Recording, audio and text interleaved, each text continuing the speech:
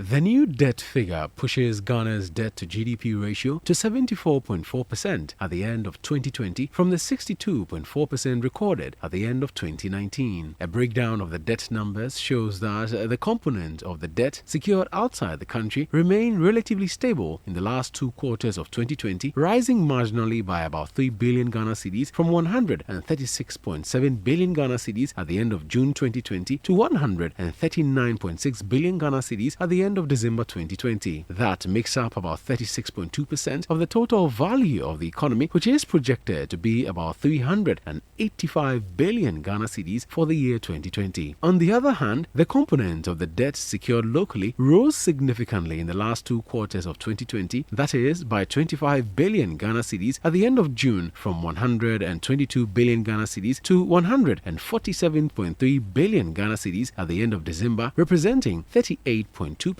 of GDP. Speaking to City Business News on the new debt figures, economist Courage Mate said he was not surprised but rather disappointed. I'm not surprised that the debt to GDP ratio has crossed the 74% mark, or has hit 74% by end of 2020 or towards the end of 2020. And this is not a surprise because I recall when we spoke about the September number and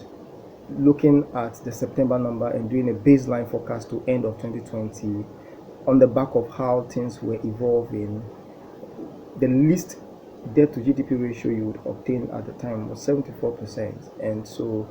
to cross 74% of GDP by the end of 2020 is not coming as a surprise to me, but it's a bit disappointing because first of all, you recall that we rebased the GDP in 2018, and so we have a bigger base now. And at the time, the debt to GDP ratio was down to the 50s.